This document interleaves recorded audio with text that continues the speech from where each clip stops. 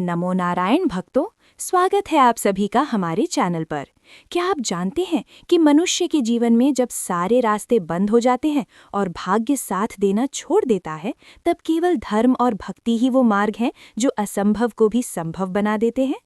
आज की इस विशेष प्रस्तुति में हम आपको सुनाने जा रहे हैं शास्त्रों में वर्णित पौष पूर्णिमा की वो अत्यंत प्राचीन और चमत्कारिक कथा, जिसने कलयुग के पापों को नष्ट करने का मार्ग प्रशस्त किया। ये गाथा है एक परम विद्वान ब्राह्मण धनेश्वर और उनकी सुशील पत्नी रूपवती की, जिनके पास संसार का सारा ऐश्वर्य तो था, लेकिन संतान के बिना उनका विशाल महल किसी शमशान की भांति सूना और भयानक प्रतीत होता था।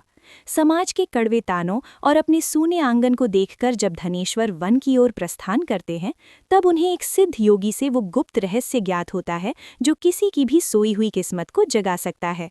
इस वीडियो में आप जानेंगे कि कैसे कड़ाके की ठंड में एक कीमती शॉल का दान करने मात्र से साक्षात देवराज इंद्र प्रसन्न हो गए और कैसे एक नन्हे से दीपक की लौ ने यमराज के दूतों को भी पीछे हटने पर मजबूर कर दिया। आप सुनेंगे उस अलौकिक पुत्र देवदास की कहानी, जिसे मारने के लिए राक्षसों ने मायावी जाल बुने, लेकिन पौष पूर्णिमा के व्रत के पुण्य प्रताप ने हर संकट को भस्म कर दिया। ये कथा हमें सिखाती है कि कैसे एक स्त्री का दृढ़ संकल्प और कठिन तपस्या 7 पीढ़ियों के दरिद्र को जड़ से मिटा सकती है, और कैसे भीषण अकाल के समय मूसलाधार वर्षा करवाकर पूरी सृष्टि की रक्षा की जा सकती है। यदि आप भी अपने घर में सुख, शांति और नारायण की अविचल भक्ति चाहते हैं, तो इस अमृतमयी कथा का एक एक शब्द पूरे ध्यान और श्रद्धा से सुने, क्योंकि जो कोई भी इस दिव्य प्रसंग का श्रवण करता है, उसे साक्षात बैकुंठ धाम में स्थान प्राप्त होता है। तो चलिए बिना विलंब किए शुरू करते हैं धनेश्वर और रूपवती की ये मंगलकारी और पावन कथा। प्राचीन काल में धनेश्वर नाम का एक अत्यंत विद्वान और परोपकारी ब्राह्मण अपनी धर्मपत्नी रूपवती के साथ एक सुरम्य नगरी में निवास करता था। और धनेश्वर न केवल वेदों का ज्ञाता था, बल्कि वो अपने द्वार पर आए हर भिक्षु की सहायता करता था। वहीं रूपवती भी अत्यंत सुशील स्त्री थीं, जिनके जीवन में धन की कोई कमी नहीं थी, परंतु संतान के अभाव में उनका विशाल भवन उन्हें शमशान के समान सूना प्रतीत होता था और समाज के लोग उन्हें ताने देते थे, जिससे व्यथित होकर धनेश्वर ने वन में जाकर तपस्या की, जहां एक सिद्ध योगी ने उसे बताया कि उसके भाग्य में संतान सुख नहीं है, लेकिन यदि वो और उसकी पत्नी पौष मास की पूर्णिमा का व्रत रखें तो भाग्य बदला जा सकता है। और धनेश्वर के घर लौटने पर रूपवती ने संकल्प लिया कि वो प्रत्येक पौष पूर्णिमा को अत्यंत कठिन व्रत का पालन करेगी, और उसने कड़ाके की ठंड में ब्रह्म मुहूर्त के दौरान पवित्र नदी के शीतल जल में स्नान करना शुरू किया। तभी उसकी परीक्षा लेने के लिए देवराज इंद्र ने एक मायावी जाल रचा और एक वृद्ध भिखारी का रूप धरकर मार्ग में बैठ गए।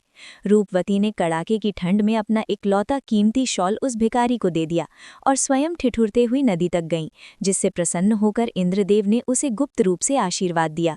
उधर धनेश्वर को व्यापार के दौरान एक दुष्ट राजा ने बंदी बना लिया था, परंतु रूपवती के दीपदान के प्रभाव से राजा को भयानक स्वप्न आए और उसने डर कर धनेश्वर को अपार धन संपत्ति के साथ मुक्त कर दिया। जब धनेश्वर घर लौटा तो उसने देखा कि उनके आंगन का सूखा तुलसी का पौधा फिर से हरा भरा हो गया है, और तभी उनके घर स्वयं धर्मराज ने एक ब्राह्मण बालक के रूप में आकर भोजन ग्रहण किया और आशीर्वाद दिया कि उनके घर एक अलौकिक पुत्र का जन्म होगा। जिसके बाद रूपवती ने देवदास नाम के बालक को जन्म दिया, जिसके माथे पर चंद्रमा सा तेज था। जब देवदास बड़ा हुआ तो उसे काशी में शिक्षा प्राप्त करने भेजा गया, जहां उसके मामा उसके साथ थे। मार्ग में एक राजा की पुत्री के विवाह में षड्यंत्र पूर्वक देवदास को दूल्हा बनाया गया, क्योंकि असली राजकुमार कान्हा था।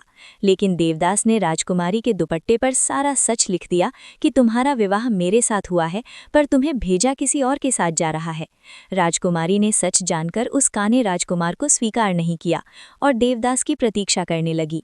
शिक्षा पूर्ण करने के बाद जब देवदास वापस लौटा तो राजकुमारी ने उसे पहचान लिया और राजा ने बड़े धूमधाम से अपनी पुत्री को देवदास के साथ विदा किया। रास्ते में देवदास पर एक मायावी राक्षस ने हमला किया, लेकिन पौष पूर्णिमा के व्रत के पुण्य के कारण वो राक्षस भी भस्म हो गया और देवदास अपनी पत्नी के साथ सकुशल घर पहुंचा। धनेश्वर और रूपवती ने अपने पुत्र और बहू का स्वागत सहस्त्रों दीप जलाकर किया। इसके बाद देवदास ने अपने पिता के व्यापार और राजकाज में हाथ बटाया और वो इतना न्यायप्रिय राजा बना कि उसके के राज्य में कभी अकाल नहीं पड़ा और न ही कोई बीमार हुआ।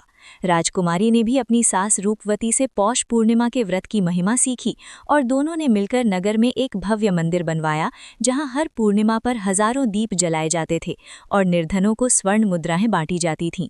समय बीतने पर देवदास के 2 पुत्र हुए, जिन्होंने शस्त्र और शास्त्र दोनों में निपुणता प्राप्त की और उनके यश की कीर्ति चारों दिशाओं में फैल गई।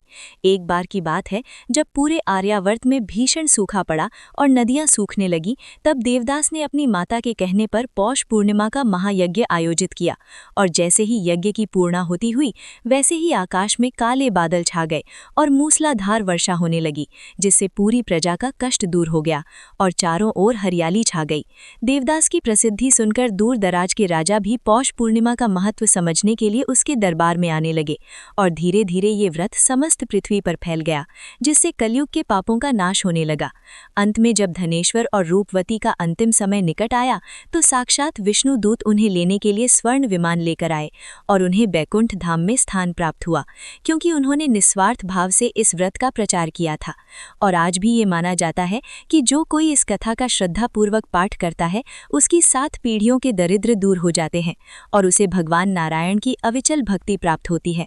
भक्तों, ये केवल एक कथा नहीं, बल्कि साक्षात भगवान नारायण का वो आशीर्वाद है जो मनुष्य के जीवन के हर अंधकार को मिटाने की शक्ति रखता है। जैसे पौष पूर्णिमा के इस महाव्रत ने ब्राह्मण धनेश्वर और माता रूपवती के भाग्य की सूखी हुई तुलसी को फिर से हरा भरा कर दिया और उनके कुल को देवदास जैसा प्रतापी पुत्र प्रदान किया। हम हृदय से यही प्रार्थना करते हैं कि श्री हरि की वही असीम अनुकंपा आप सभी के जीवन पर भी सदा बनी रहे।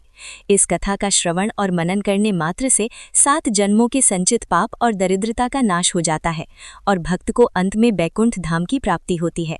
अगर इस पावन गाथा ने आपके हृदय को छुआ हो और आप भी धर्म के इस मार्ग से दूसरों को जोड़ना चाहते हैं, तो इस वीडियो को पुण्य कार्य समझकर अपने सगे संबंधियों के साथ साझा अवश्य करें।